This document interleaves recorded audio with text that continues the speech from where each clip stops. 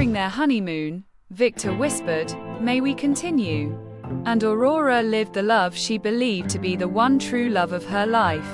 She was only 23 years old when she was forced to marry a 42-year-old magnate, known in business circles for his coldness and ruthlessness. Aurora thought their union would be just a cold, emotionless transaction. But on the very first night in Cape Haven, when she bravely confessed to him that she was a virgin, something shifted in his steely, grey eyes. And that moment became a point of no return. The sun was setting over Cape Haven when Aurora was finally able to breathe after long hours of feigning happiness. The wedding festivities were over, the guests had departed, and now only she and Victor remained at the most exclusive resort in North Carolina. Her high-heeled shoes lay discarded in the corner of the presidential suite, and she massaged her aching feet, looking out at the ocean through the panoramic window. Tired, she turned around, hearing Victor's low, deep voice. He had removed his jacket and loosened his tie, but still maintained the tense, controlled posture that defined him. At 42 years old, Victor Blackwood was exactly as business journals described him: imposing, calculating, and completely inaccessible. Dark hair streaked with distinguished gray at the temples, penetrating gray eyes that seemed to see right through people, and a charisma that subdued everyone. A little, she admitted, doing her best to hide the nervous tension that had gripped her since they entered the room. It was a long day, Victor acknowledged, pouring himself a whiskey from the bar. The silence between them was heavy, filled with unspoken expectations. Aurora knew exactly why she was here. Everything was clear in the marriage contract. She would be the perfect wife in public. He would guarantee her family's financial stability. Simple, straightforward, with no emotional complications. "Do you want a drink?" he asked, noticing how she nervously fiddled with her wedding ring, which still felt strange on her finger. "Water, maybe," she murmured, watching him move around the suite with the confidence of a man accustomed to controlling every situation. When he handed her the glass, their fingers brushed momentarily. Aurora felt an unexpected tremor run down her spine. In his gaze, there was something that wasn't the cold mask he presented to the world, but a genuine, unsettling curiosity. "Aurora," he pronounced her name as she had never heard it before, as if testing how it sounded on his lips. "We need to talk about expectations." She swallowed hard. She knew this moment would come. "I understand the arrangement, Victor. You don't need to worry. It's not about the arrangement." He moved closer, and she caught the scent of his woody cologne, mixed with something undeniably masculine. "It's about tonight." Aurora's heart pounded. She tried to prepare herself mentally for this moment, but now that he was so close, all her confidence seemed to crumble. She began, but the words were lost when she saw the change in his expression. The mask of absolute control slipped for a moment, revealing something more vulnerable. "You're afraid," he observed, not as a question, but as a gentle affirmation. Aurora nodded, unable to lie. "A little." Victor stepped back, giving her room to breathe. "You don't need to be. I am not the monster the newspapers make me out to be. At least, not with you." "I know that," she quickly said, surprised by the conviction in her own voice. "That is, I hope you're not." A barely perceptible smile touched his lips. "That is pleasantly honest." Aurora felt her cheeks flush. "My mother always said I talk too much when I'm nervous. And are you nervous right now?" "Very," she confessed, laughing nervously. "It's obvious, isn't it?" Victor studied her face for a long moment. Something about her intrigued him deeply. The blend of vulnerability and inner strength that he hadn't expected to find. When his lawyers presented her file, he only saw numbers: age, education, family. But the woman standing before him was far more complex than any report could describe. "Aurora," he said softly, "there's something you need to know about me. I don't do anything halfway. If we're going to do this, we're going to do it right." She looked at him, confused. "What do you mean?" "I mean that regardless of how this marriage began, while we are together, you will be respected, protected, and cared for." He paused, his gray eyes intensifying. "I would never force a woman to do something she didn't want to do."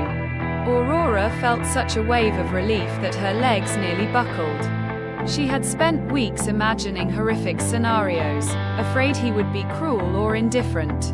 But there was something in his words, in the sincerity of his gaze, that calmed her. "Thank you," she whispered. "That means a great deal to me. And one more thing," he said, faltering for the first time since she had known him. "I don't have much experience with tenderness. My life has been dedicated to deals, contracts, strategies. This," he gestured between them, "is new territory for me too." Aurora blinked, surprised by his unexpected vulnerability. The powerful man who controlled business empires was admitting uncertainty, and it made him infinitely more human in her eyes. "Maybe we can figure it out together," she offered tentatively. At that moment, something shifted in Victor's expression. The tension in his shoulders eased, and when he looked at her again, there was a warmth that hadn't been there before. "Yes," he agreed. "Maybe." The ensuing silence was different, less anxious, more full of potential. Aurora felt she had crossed some invisible line, moving from a zone of fear into something she couldn't yet name. "Victor," she called softly. "You need to know something about me too." She took a deep breath, gathering her courage. I've never been with a man before." The words hung in the air between them, like a sacred confession. Victor froze, his eyes widening slightly as he processed her words. "I mean, I'm a virgin," she finished, her cheeks burning, but her gaze steady. "I know you probably didn't expect that in this situation, but I couldn't do this without letting you know." Victor was silent for so long that Aurora began to doubt whether she had made a terrible mistake. Maybe he'll change his mind. Maybe the deal will be off. Maybe. "Aurora." His voice was rougher than usual, filled with an emotion she couldn't decode. "Look at me." She raised her eyes, expecting to see disappointment or annoyance. But what she saw made her breath catch. In Victor's gray eyes was a mixture of awe, protectiveness, and something much deeper that she didn't dare define. "Thank you for telling me," he finally said. "It changes everything."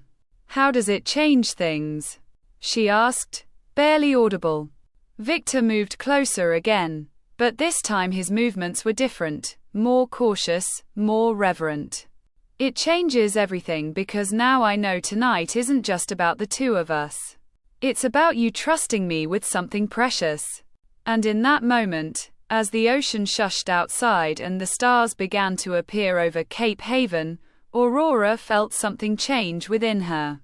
The cold, calculating man she feared vanished, replaced by one who looked at her as if she were the most valuable thing he had ever found. But as the night deepened around them, one question hung unspoken, yet present in every look they exchanged. What would happen when the sun rose and they had to return to the real world, where contracts mattered more than nascent feelings? Breakfast on the hotel terrace should have been romantic. The ocean view was breathtaking. The morning breeze carried the salty scent of the sea, and golden sun rays danced on the crystal clear water. But the tension between Victor and Aurora was so thick it could be cut with a knife. Victor sat opposite her, immaculate in his white shirt and trousers, reading emails on his tablet as if it were a typical workday morning. His dark hair was perfectly styled, and there was no trace of the vulnerability he had shown the night before. It was as if a switch had been flipped, and he had reverted to the ruthless businessman the world knew. Aurora absently stirred the berries on her plate, still replaying what had transpired between them just hours ago. Memories of his gentle hands, his voice whispering soft words in the dark, the way he had taken care of every detail to make her feel safe. It all felt like a dream compared to this cold man who was now completely ignoring her. Victor, she tried to get his attention. He looked up for a moment, his expression polite but detached. Yes, about last night, she began, but he interrupted her, raising a hand. We need to establish some rules, he said, putting down the tablet and leaning back in his chair. His voice was businesslike, professional, as if he were conducting a corporate meeting. Now that we have consummated the marriage, it's crucial that we both understand our expectations going forward. Aurora felt as though she had been slapped. Consummated the marriage. That's what he called the most intimate and transformative night of her life. Expectations. She repeated, forcing her voice to remain steady. In public, we will be the perfect couple. Smiles, affectionate gestures, everything expected of newlyweds. Victor listed the points as if they were clauses in a contract. Social events, charity galas, business dinners. You will be charming, elegant, the ideal wife. Aurora nodded slowly, though every word felt like a stone in her stomach. And in private? In private, we maintain distance. The answer came back quickly and definitively. Separate rooms, separate lives. What happened last night was necessary to validate the marriage, but it is not to be repeated. The silence that followed was deafening. Aurora felt her cheeks burning with humiliation and anger. How could he reduce something so beautiful and meaningful to a mere validation?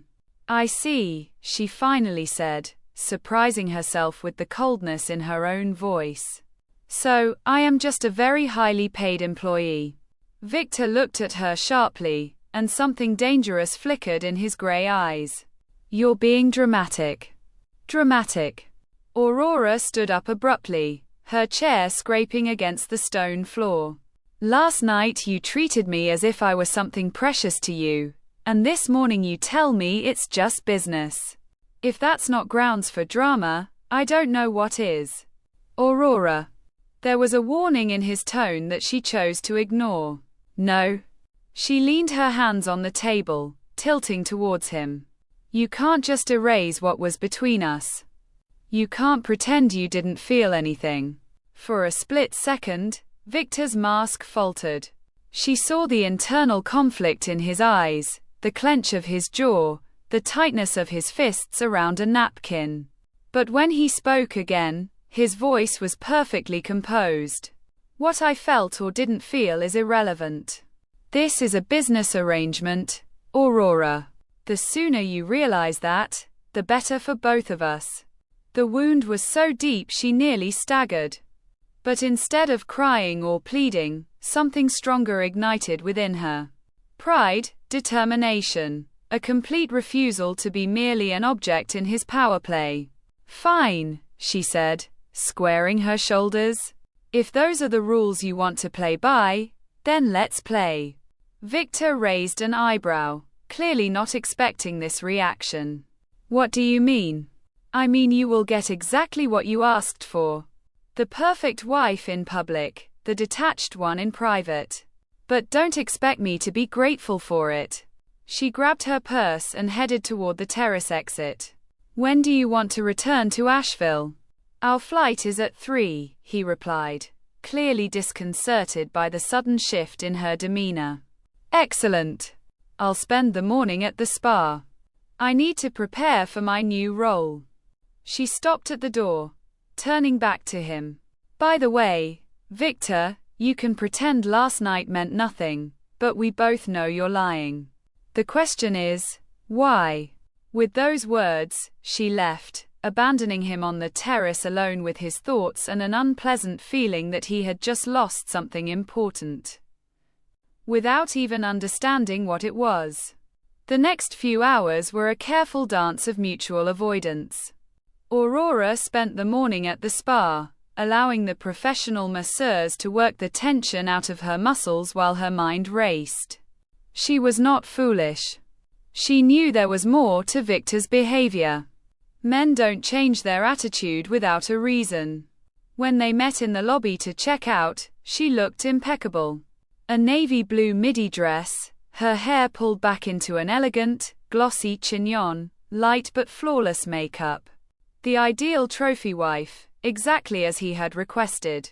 "You look beautiful," Victor said automatically.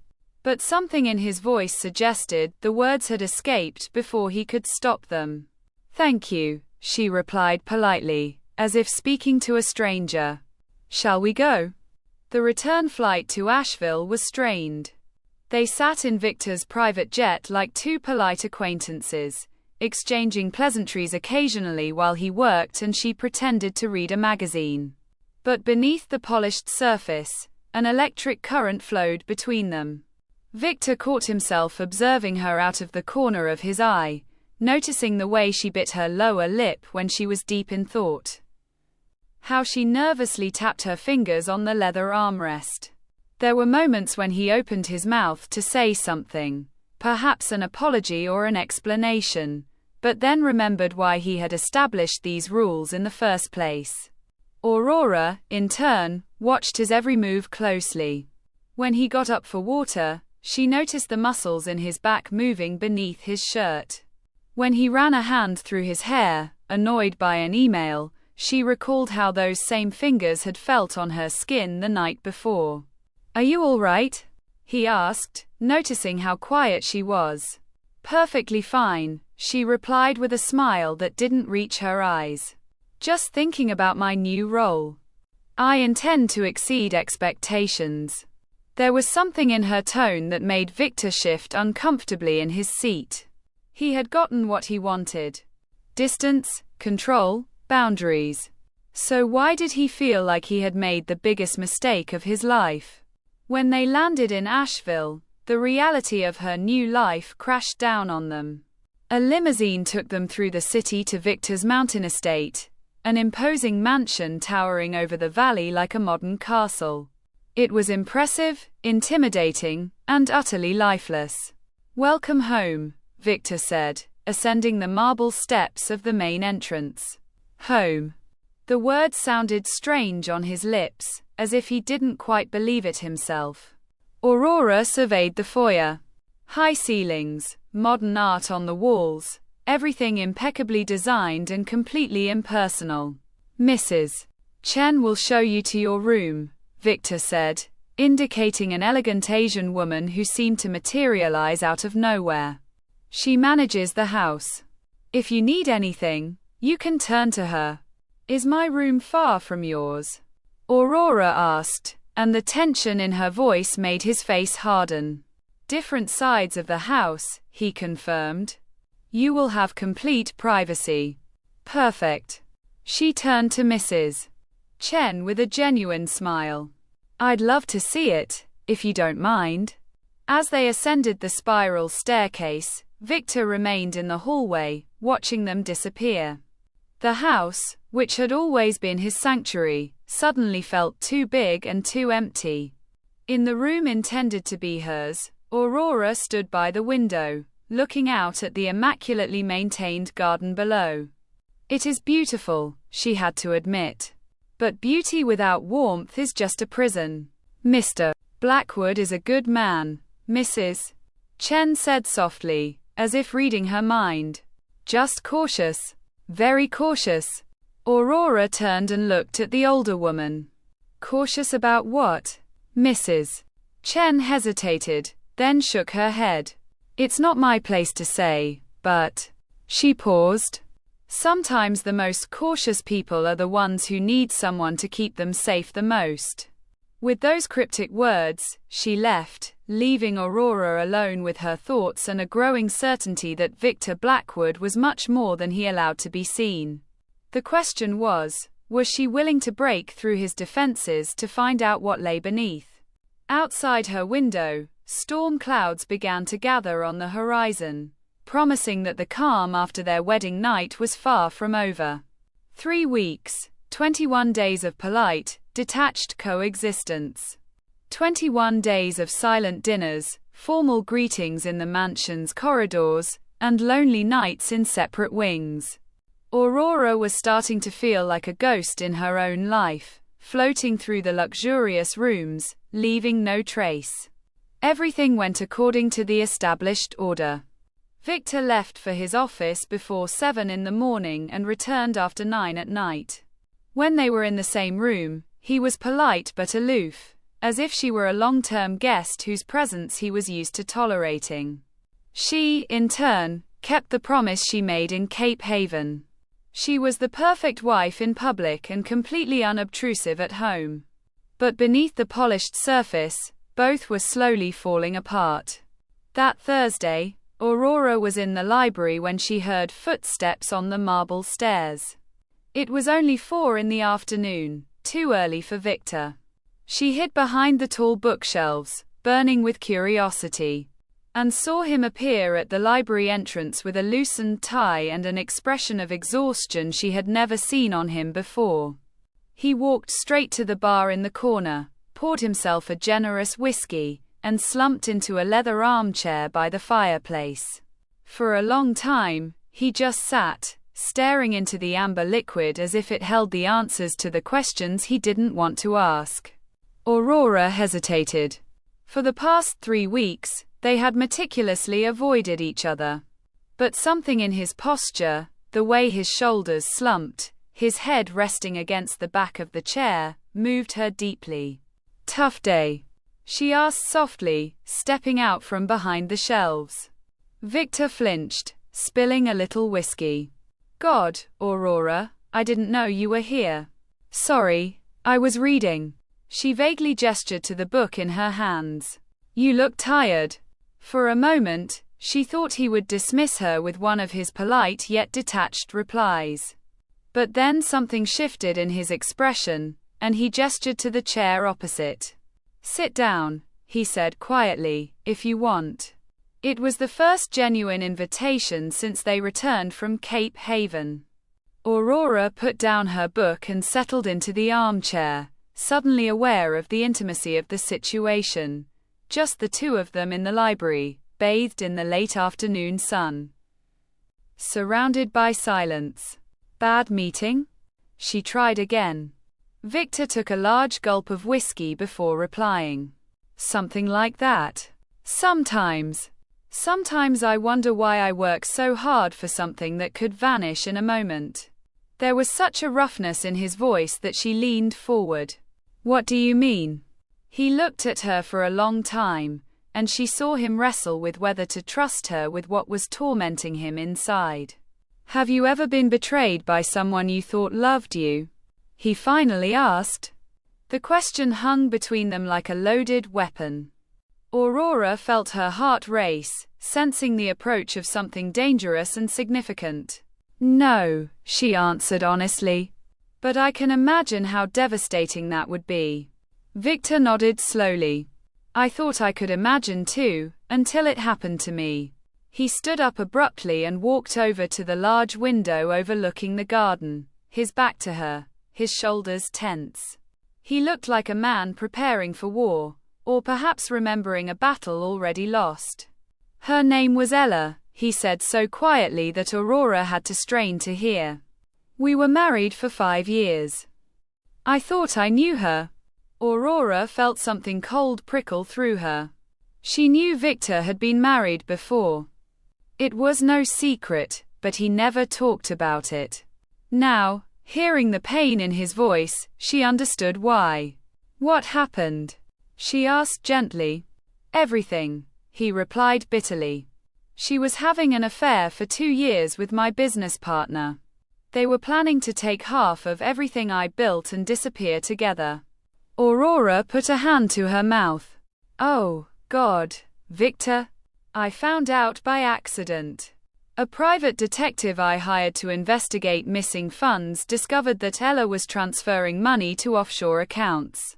When I confronted her about it, He shook his head, running a hand through his hair. She didn't even try to deny it. She just smiled and said I was naive to think anyone could love a cold bastard like me for free. A profound silence followed. Aurora felt tears well up for the pain she heard in every word. Suddenly, his behavior after their wedding night made perfect sense. The walls, the distance, the insistent need to keep their relationship purely transactional. It was all a defense against being hurt again. "I'm so sorry," she whispered.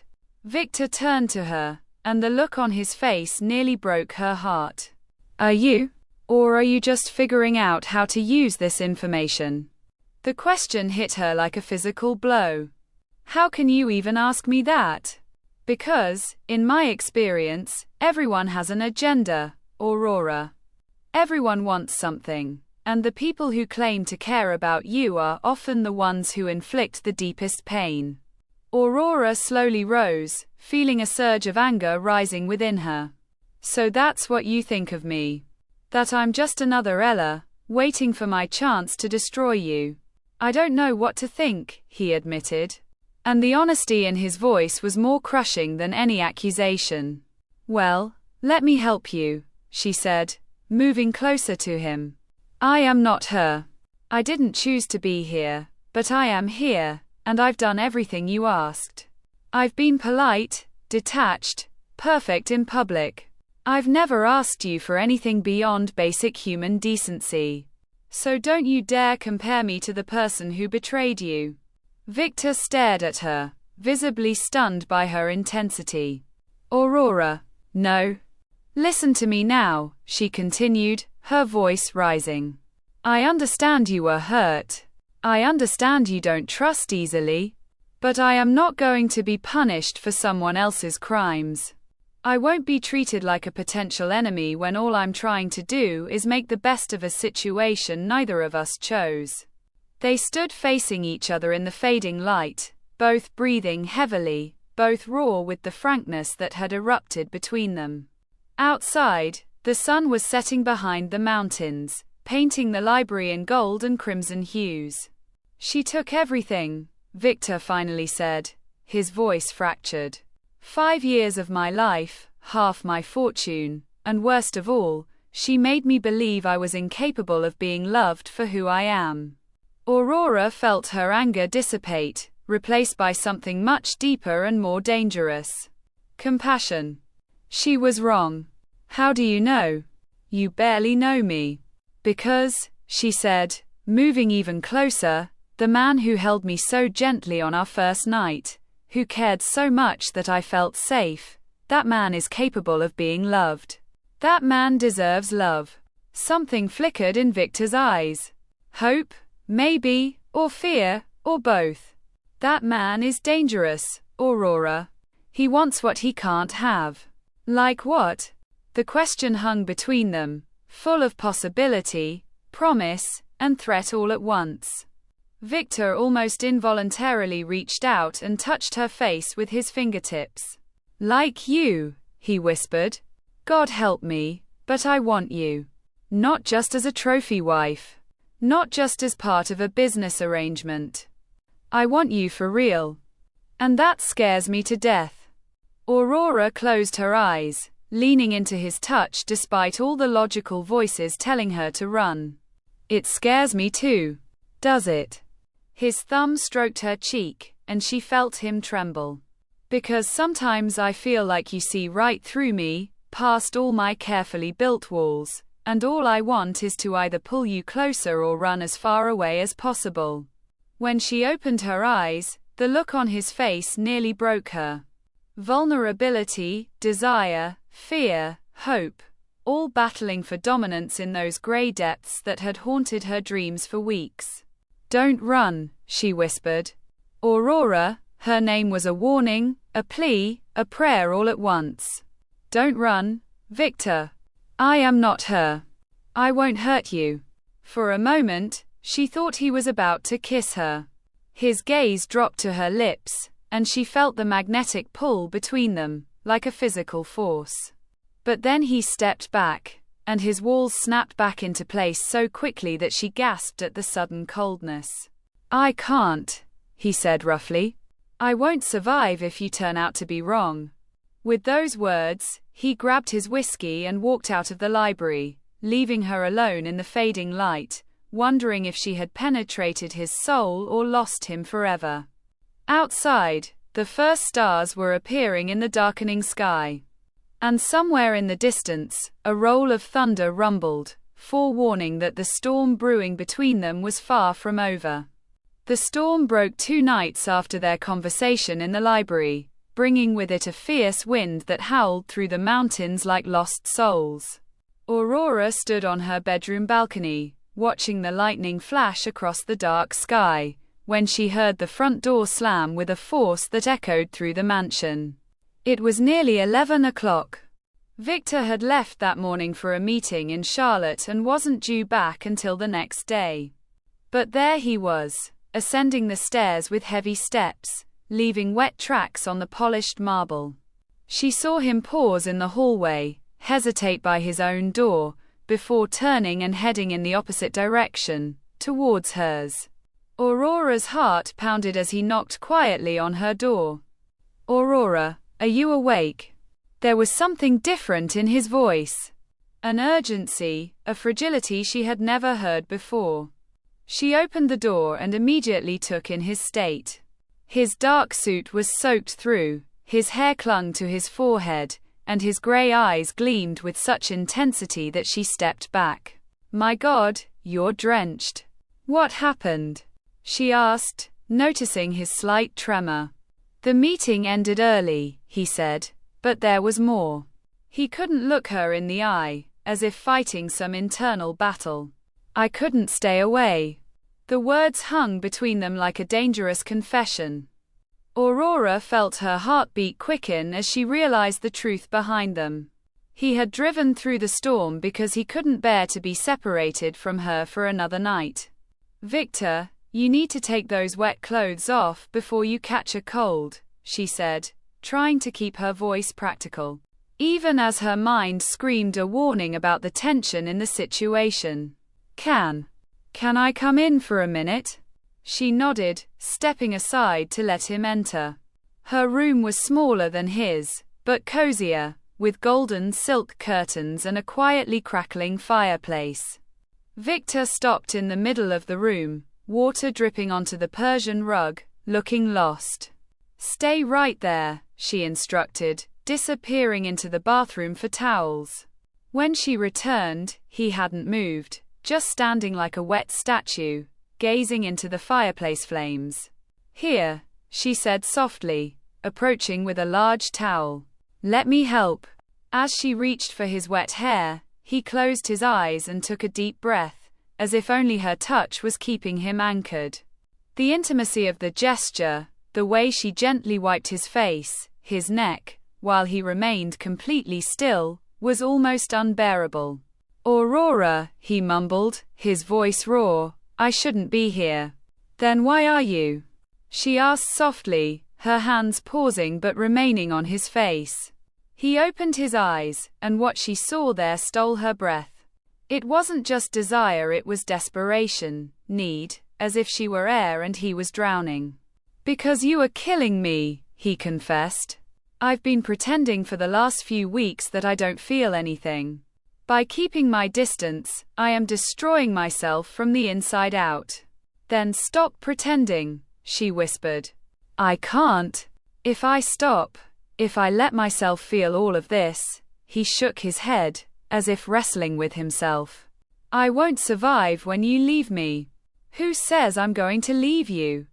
The question escaped before she could stop it, full of promises neither of them was ready to make.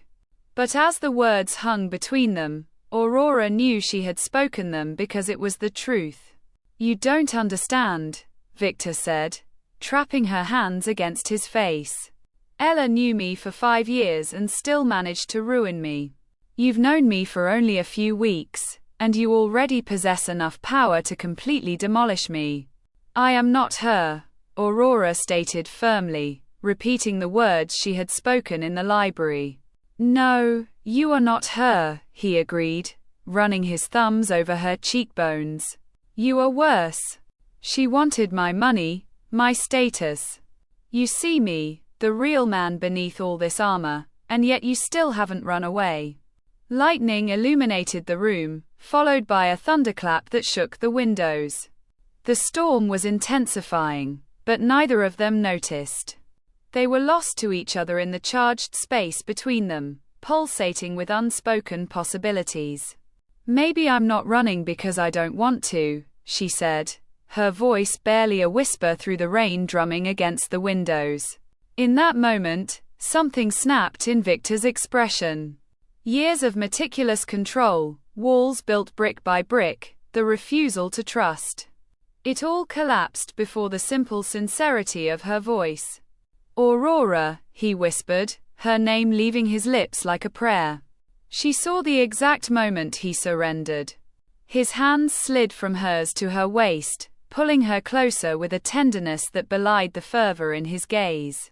She felt the heat of his body through his wet shirt, saw the raindrops still glistening on his eyelashes. May we continue? He asked, echoing the words he had whispered in Cape Haven, but with so much more weight this time. He wasn't just asking permission to touch her. He was asking permission to fully commit. In response, she rose on her tiptoes, closing the distance between them until her lips were a breath away from his. Yes, she whispered against his mouth. The kiss that followed was nothing like the first, cautious, tentative, and gentle one in Cape Haven. This was pure hunger, years of solitude and pain pouring out in a moment of desperate connection. Victor kissed her as if she were his salvation, tangling his hands in her hair, pulling her against him as if he couldn't get her close enough. Aurora melted into his embrace, every nerve in her body coming alive as he kissed her with such passion that she trembled. She felt him change. The walls that had been up for so long finally crumbled, leaving behind only a man who was vulnerable and desperately hungry for intimacy. When they finally broke apart, both were breathless. Victor rested his forehead against hers, closing his eyes as if memorizing the moment. I'm terrified, he confessed into her lips. Me too, she admitted, placing her hands on his chest.